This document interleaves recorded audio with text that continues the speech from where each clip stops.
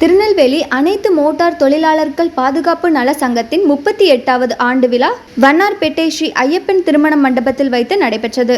இந்நிகழ்ச்சியில் தலைவர் சுப்பிரமணியன் தலைமை வகித்தார். துணைத் தலைவர் ராஜையா முன்னிலை வகித்தார். துணைத் தலைவர் பாலன் வரவேற்புரையாற்றினார். பொருளாளர் செல்வம் வரவு செலவு தாக்கல் செய்தார். செயலாளர் ராமமூர்த்தி ஆண்டறிக்கை தீர்மானம் வாசித்தார். திருநெல்வேலி மாநகராட்சி வணக்கத்திற்குரிய மேயர் ராமகிருஷ்ணன் என்ற கிட்டு, திருநெல்வேலி மாநகராட்சி வணக்கத்திற்குரிய துணை மேயர் கே ஆர் ராஜு, அமலாக்கல் தொழிலாளர் உதவி ஆணையர் முருகப்பிரசன்னா, தச்சநல்லூர் தமிழ்நாடு மெர்கன்டைல் வங்கி லிமிடெடின் மேலாளர் சுதீன், சங்க சட்ட ஆலோசகர் பெருமாள், சங்க சட்ட ஆலோசகர் குச்சாலநாதன், அமைப்பு சாரா தொழிலாளர் சங்கத்தின் செயலாளர் வேல்முருகையன் ஆகியோர் வாழ்த்துரை வழங்கினர். தலைவர் சுப்பிரமணியன் ஏற்புரையாற்றினார்.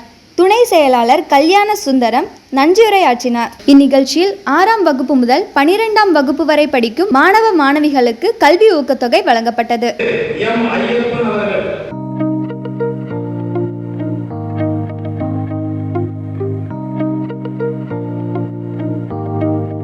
சங்கத்தில் சேர்ந்து 25 ஆண்டுகள் கழித்துதான் உறுப்பினர்கள் வயது 60 உள்ளவர்களுக்கு